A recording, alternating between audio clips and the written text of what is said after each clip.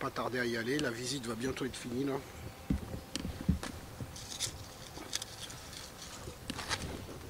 Parce que 5h30, allez, il est quelle heure? Attendez, hop, je vais refaire. 4h50. Pas trop que j'arrive, pas que j'arrive trop en retard. Pas que je loupe. Après, c'est les taxis, ça coûte quand même. Le taxi, des fois, le bus est à 1,60 €. Donc j'ai payé, moi, l'Albanie, à traverser aller-retour, 30 €. Voilà. 30 €. J'ai acheté l'échiquier 56 €. Ça fait 90 €. Avec l'autre 14 €. Donc plus, ça fait 100 €. 100 €, elle est 1,60 €, 1,60 €, donc 103,60 € pour passer une journée avec très bons souvenirs. À 103 € ça m'a coûté le tout. Une très belle journée de visite à Corfou. J'ai pas pu tout visiter Corfou, hein. Tout visiter Corfou, il faut rester une semaine, 8 jours, moi c'est une journée. Donc j'ai décidé... le palais de l'impératrice Sissi, dites-moi si vous pensez que j'ai raison ou pas. Likez pour ceux qui aiment. Abonnez-vous pour ceux qui aiment aussi. Il y aura d'autres visites. Là, je risque d'aller dans peut-être normalement en Turquie. Donc avec des visites encore. Hein, parce qu'en Turquie aussi, il y a des temples, il y a des... Faut pas oublier, hein. La Turquie aussi a été, on va dire, a eu des grands liens avec l'Empire grec. Des consonances, on va dire, plus que des liens, parce que l'Empire grec, il n'existait plus. Mais... on va repasser par le jardin. Donc je vais essayer de faire les statues une à une, hein,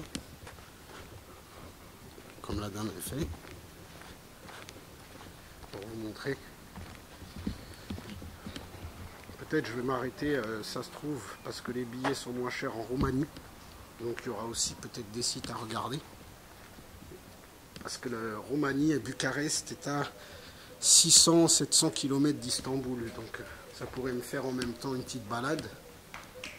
Donc peut-être je vais faire comme j'ai fait pour ce voyage, c'est-à-dire l'Albanie et Corfou.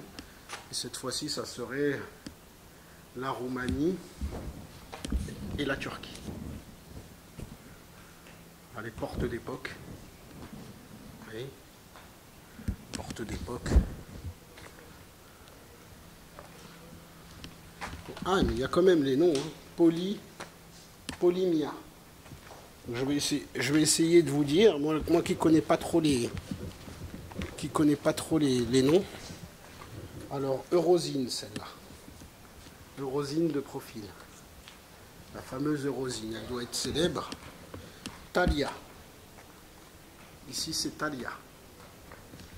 Voilà. Ici, c'est Aglaya. Beauté et gloire. Donc, il y a même les slogans en dessous. Donc, je peux vous lire. Donc, Eurosine, Mériment, ça je sais pas, Mériment, on va essayer de comprendre. Thalia, Good Cheer and Festivity. Donc elle représente la fête, Thalia.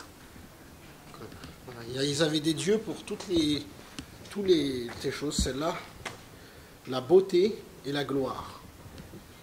Voilà, malheureusement, bon, son bras, il a représenté la beauté et la gloire. C'est Aglaya.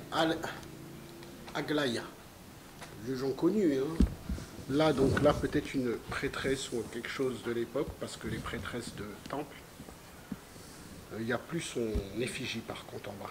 Il y a un scotch à la place. Donc, malheureusement. Sur le côté, vous voyez du marbre, là. Alors ici, est-ce qu'on peut lire d'ici? Non. J'ai du mal à lire. The Musée of the Posterity in... Donc c'est Polymnia. Je sais juste que c'est Polymnia, et puis elle regarde en bas. Profil bas. Peut-être elle était soit malheureuse, soit pas contente de quelque chose, je sais pas. Ici c'est Terpsichore. Donc Terpsichore, peut-être une déesse de la musique.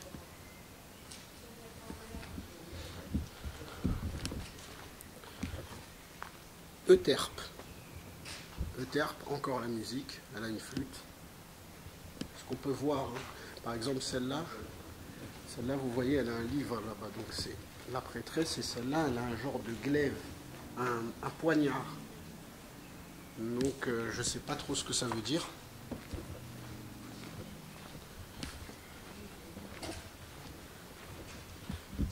Je vais essayer de passer tranquillement ici. Là, c'est Urania. Urania, elle a une boule, donc elle tient peut-être la terre, je ne sais pas.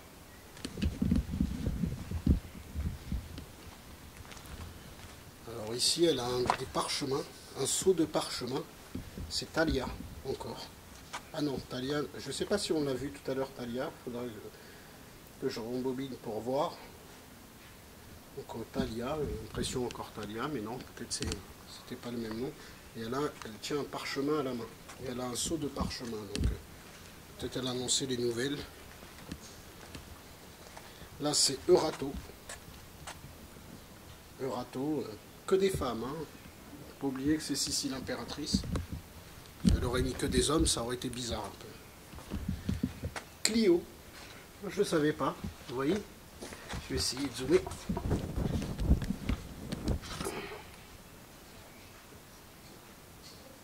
Clio, vous avez vu? Apparemment, Clio, elle a un parchemin, elle a une petite trompette. Peut-être nouvelle importante. Vous voyez, Clio, Mégane, tout ça, toutes les voitures, bah, elles ont une histoire, elles aussi. Et là, Clio, l'histoire, c'est que c'est la mythologie grecque. Voilà, Monsieur Renault a fait une dédicace à la mythologie grecque. Melpomène. C'est dommage qu'on ne voit pas bien, il faudrait, au niveau des descriptions, il faudrait un plus gros descriptif. Qu'on voie mieux, qu'on lise mieux, parce que là, on n'arrive même pas à lire. C'est un peu dommage. Je vais faire le tour pour lire la dernière. La dernière, comme ça je les aurai toutes faites, hein, parce que, quand même, Calliope. Calliope, ça me dit quelque chose, Calliope. Alors, Calliope. Un parchemin encore, donc, pas mal de parchemins. Ils ont aussi des couronnes, pas mal, ils ont des couronnes sur d'hier. C'était peut-être la beauté, la mode de l'époque. Les statues, hein.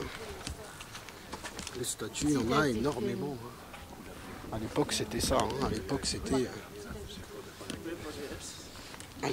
ça. C'était les statues, le marbre, des statues de marbre. Et les marbres, on en faisait des statues avant. Avant, on en faisait des maisons et des statues, puis après, on a gardé les statues parce que ça doit être solide en même temps, ça doit être très bien. Lui, c'est un guerrier, lui. Hein. Lui, c'est un genre de guerrier. Ah, c'est un guerrier, lui. Hein. Un guerrier parce qu'il a une... C'est quoi? C'est une lance. Il a une lance dans le pied. Donc ça, c'est encore Achille. Achilles, yes. Encore Achille. Bah, elle aimait beaucoup Achille. Hein, parce que Achille, statue is Achille aussi. Okay. Yes. Big statue. Achille. Yeah, okay. Yes. Ouais, donc elle aimait beaucoup Achille, ça veut dire. Ça, j'en apprends hein, sur Sissi. Donc à regarder l'histoire d'Achille. Hein. Regardez là, que du marbre. Regardez les balcons. Les balcons. Tout ça, c'est du marbre. Tous les balcons. Là. Tous les balcons en marbre. Et on dirait pas... Parce qu'en fait, même ça, c'est du marbre. C'est juste que ça à refaire. Regardez. Ça aussi, c'est du marbre. C'est juste que ça à repolir, à retravailler. Après, ça prendrait des mois et des mois. Là, il a été, on dirait, bien un peu nettoyé quand même. Les balcons, que du marbre. Vous imaginez que ça pèse 50 tonnes, rien que pour faire les bordures. Donc, du marbre, il doit y avoir des milliers de tonnes de marbre hein, ici. Hein. De nos jours, ça coûterait 1 milliard d'euros hein, pour faire ce château. À l'époque, ça coûtait quand même un peu moins cher. Hein, parce qu'il y avait plus de matières premières, moins de monde sur la planète, donc les matières premières, elles étaient quand même plus abondantes. Bon bah voilà. Hein. Je crois que ça va être le début de la fin parce que moi j'ai mon bus après à prendre. Je vais quand même repartir et vous refilmer la grande statue, parce que la statue d'Achille, parce qu'elle est quand même énorme. En même temps, passer par le jardin, en profiter. J'étais venu jusqu'à là, je vais aller jusqu'au bout. Oh, regardez, ils sont beaux les oliviers. Les amateurs d'oliviers, centenaires. Une fois qu'ils commencent à être vieux, ils ont des trous, vous voyez. Ça doit être naturel, ça doit être tous les oliviers de la planète. Ou alors c'est une race spéciale, mais je pense que c'est typique des oliviers. C'est comme ça qu'on reconnaît les vieux oliviers de 150 ans. Un olivier à peu près 150 ans. Ce qui est dommage, regardez là il y a le truc, je vais essayer de voir la statue si je peux là. On voit juste les pieds. On voit juste les pieds, mais elle est immense. Elle est immense. Je vous l'ai montré de toute façon tout à l'heure, donc allez sur la vidéo. Je me régale. Hein. C'est très très bien. Voilà.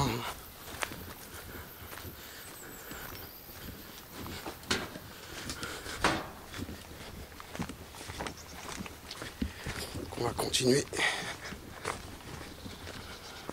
C'est dommage qu'on puisse pas rentrer à l'intérieur.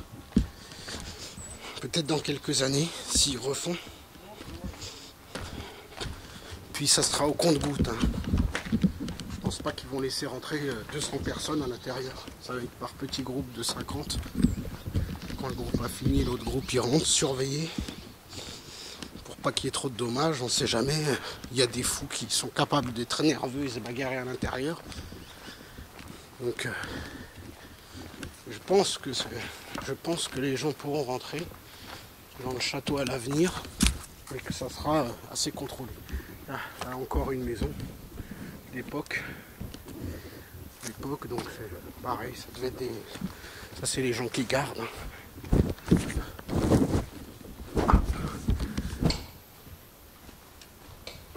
Les étages aussi. Quand même dommage hein, qu'on ne puisse pas monter, mais c'est déjà très très bien comme ça.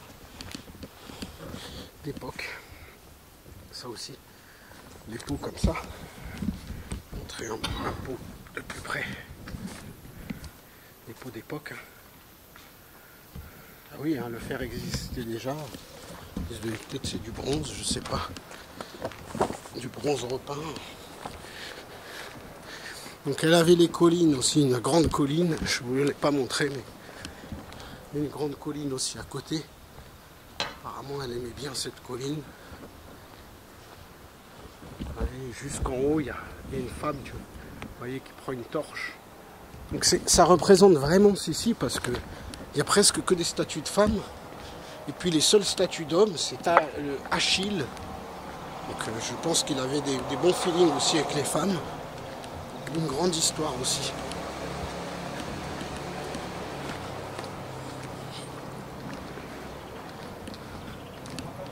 Je me remets devant une petite dernière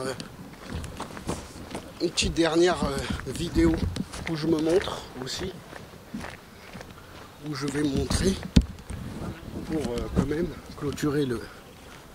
clôturer la scène, où vous allez me voir. La scène, je peux la faire où? Je peux la faire ici.